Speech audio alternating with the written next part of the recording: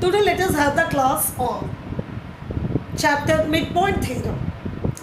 Let us have what is midpoint theorem. Okay, today we learn what is midpoint theorem.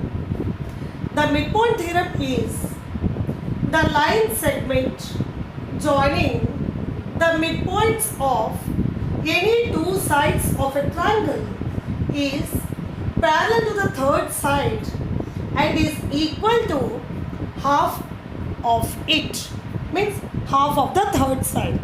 That is midpoint theorem. That is the theorem. It's already proved, but how to prove it, let us learn today. What is given? The line segment joining the midpoints of any two sides of a triangle. Let me draw a triangle first.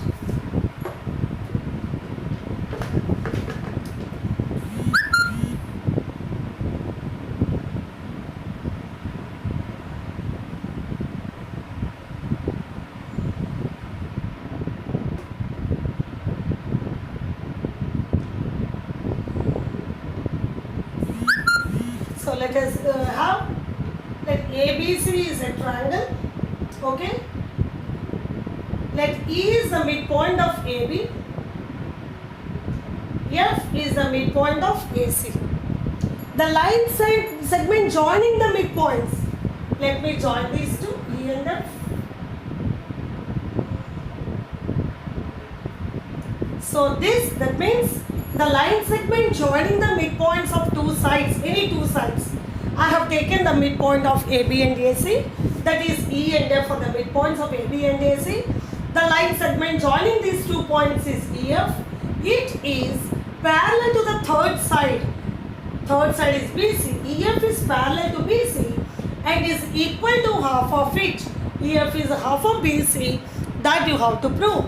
So what is given is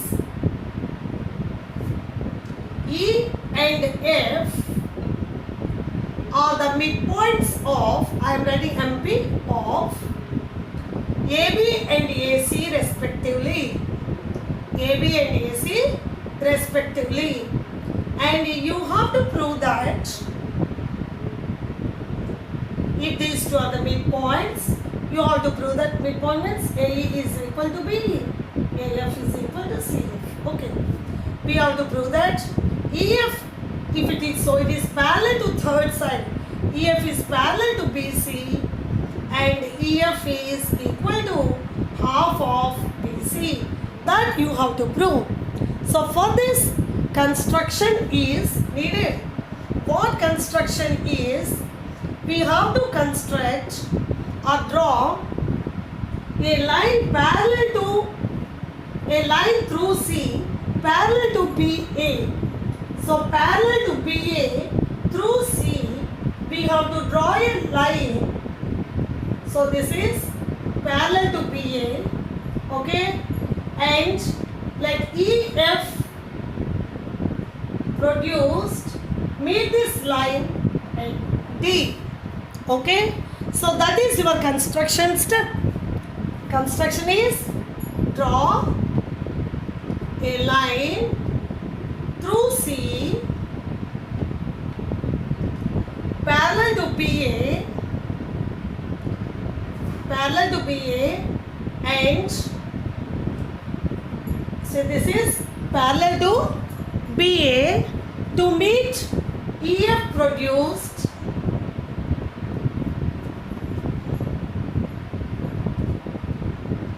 to meet not EF produced at the D. Okay. So I hope this is clear to you. What is the theorem?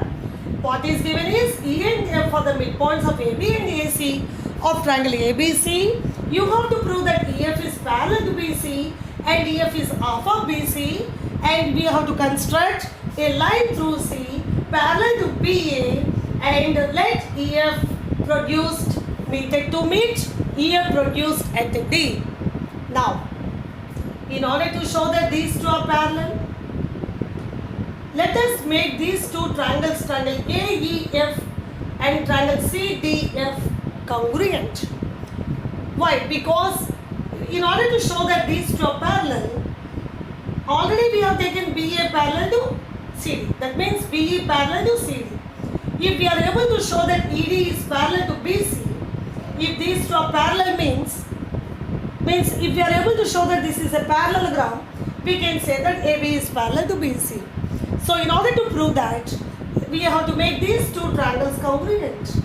Triangle AEF and triangle CDF. So that improves step.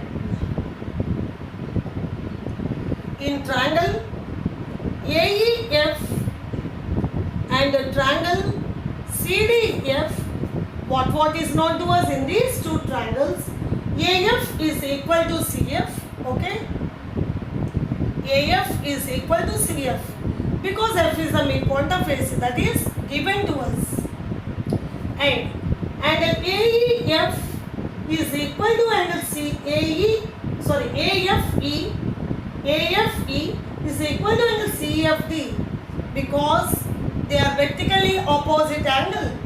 Angle AFE is equal to angle CFD because they are vertically opposite angles. And one more, as these two lines are parallel, this angle is equal to this angle because they are interior alternate angles. So angle EAF is equal to angle DCF.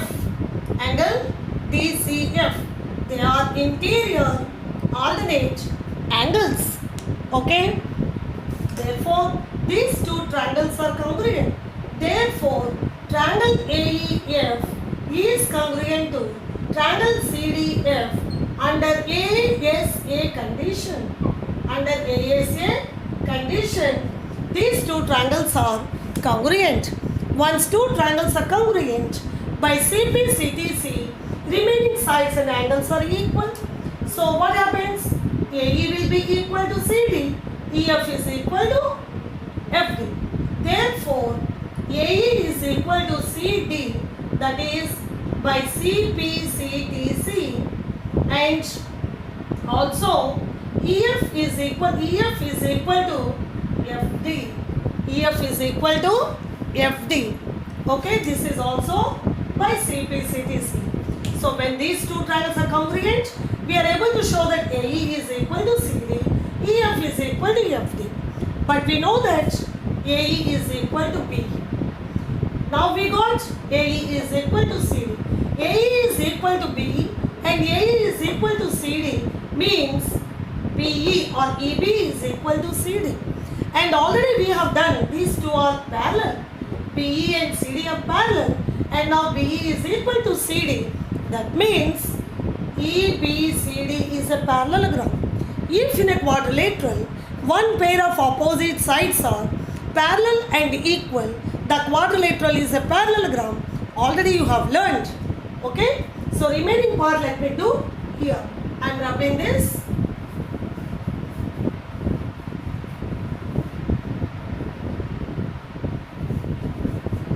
So by CP/CTC, EF equal to FD wrote, AE equal to CD we got. AE is equal to CD and AE is equal to BE. AE equal to CD and AE is equal to BE already given. Therefore, BE is equal to CD. BE is equal to CD. BE is equal to CD because both are equal. Therefore, BE equal to CD and BE is parallel to CD given. BE is parallel to CD. Therefore, EBCD is a parallelogram. Therefore, BE, okay. So, EBCD is a parallelogram. That means EF is parallel to BC. EF is parallel to BC. Okay? Parallelogram, first this one over. Now we have to work out to show EF is half of BC. Now here we got EF is equal to FD and EF is equal to half of ED because EF is equal to FD. Okay, but when it is a parallelogram, ED is equal to BC. That implies EF is equal to half of BC because ED is equal to BC as EBCD is a parallelogram. So we got EBCD is a parallelogram means EBCD is a parallelogram. That implies we can write EF is parallel to BC. Okay. Now we got EF equal to half of BC. Therefore, EF is parallel to BC and EF is equal to half of BC. That is proved. So the midpoint theorem is proved. Midpoint theorem is proved. So what did you understand? What we learned from this is any triangle, if the midpoint, the line segment joining the midpoints of any two sides of a triangle is always parallel to the third side and is equal to half of the third side. This one you can do an experiment also. You can draw a triangle, take the midpoints, and you can draw a triangle and take the midpoints of those two sides, join that, measure EF, measure BC, you will know EF will be half of BC. Same way, if you measure angle AEF and measure angle ABC, you will find that those two angles are equal and they are corresponding angles. If they are equal, we can say that EF is parallel to BC. That is practical purpose I am saying you for better understanding. I hope this is clear to you. So this is what is your midpoint theorem. In the next class you are going to learn about its converse of midpoint theorem. Thank you.